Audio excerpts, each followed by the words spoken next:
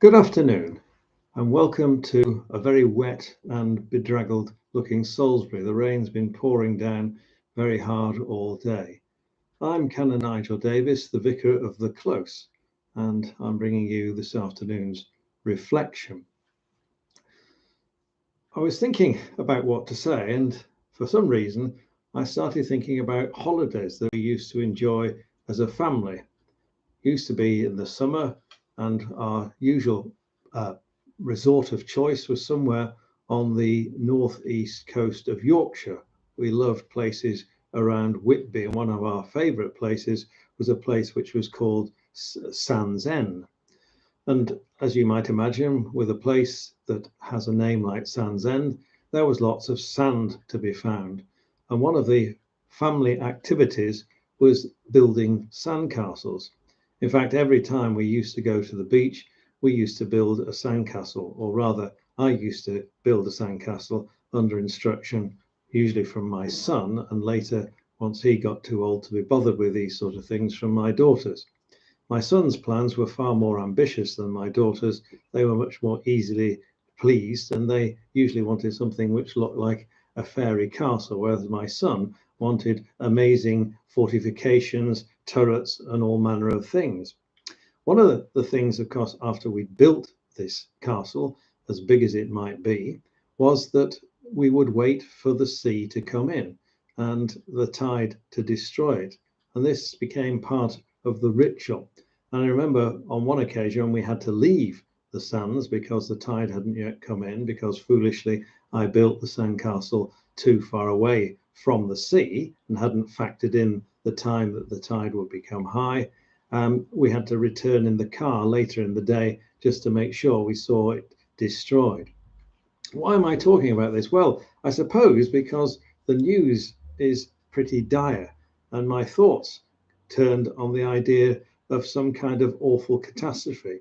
I mean, it is an awful catastrophe in Ukraine, and that follows on the awful 2 years we've had as under the pandemic. So I was already in a sort of doomed state of mind. Perhaps I was catastrophizing, as I think people now call it. There is all manner of speculation on the media about what might happen.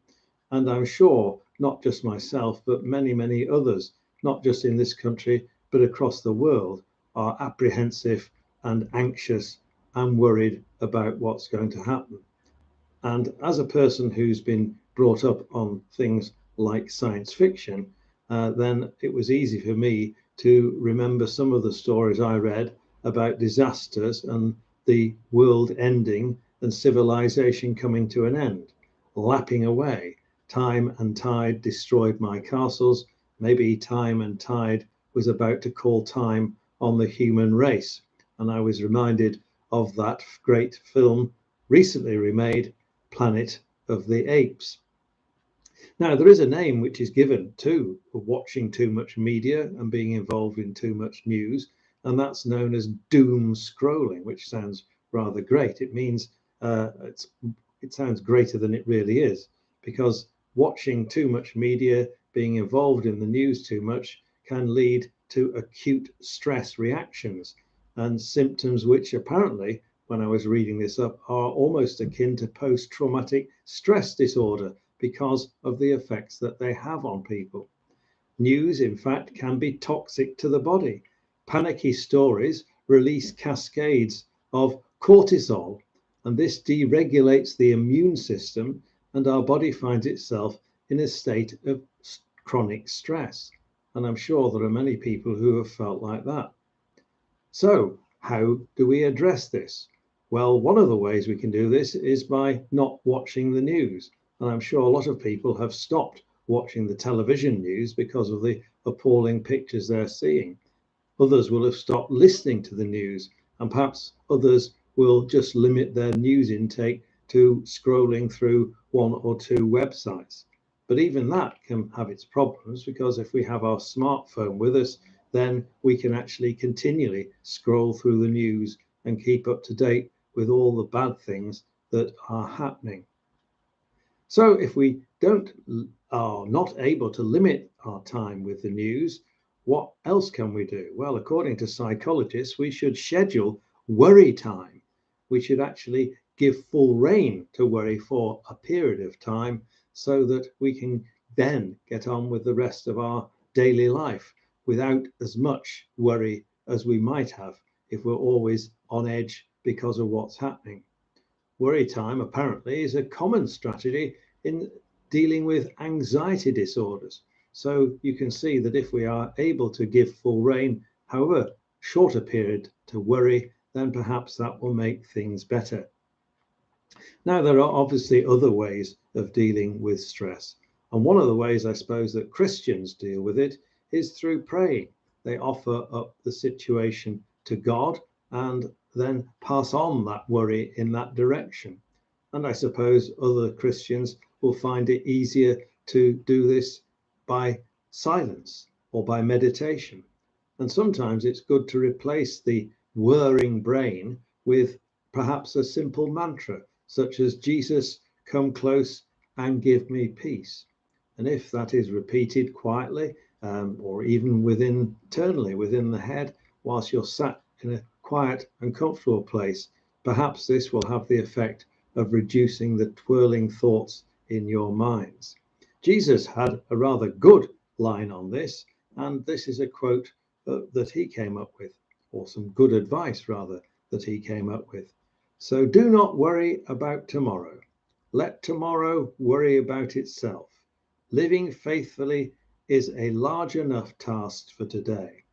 It's good advice which, if we followed it, would help us stop worrying, although it's probably harder to follow than it may sound. I've heard that text many, many times, and yet still occasionally I find worry can overwhelm me, and certainly the anxiety about the world can do this. If you're non-praying types, then perhaps another way of dealing with this stress is through mindfulness, a form of quieting, of steadying yourself, of locating yourself in the present and stilling your mind. That's perhaps not as eloquent a description of mindfulness as it could and does merit. But finally, I suppose a great piece of advice comes both to non-prayers and prayers alike. And this comes from the fictional character Frodo, who in The Lord of the Rings is in conversation with Gandalf. And perhaps this is a way forward through difficult times. Lamenting the fact that Frodo is the keeper of the ring, he says, I wish none of this had happened. And Gandalf replies, so do all who live to see such times, but that's not for them to decide. All we have to decide is what to do with the time that is given to us. And perhaps if we focus on that, then as bad as things may be in other parts of the world, if we do what we can where we are, that might help us feel less anxious. Thanks for watching. Bye for now.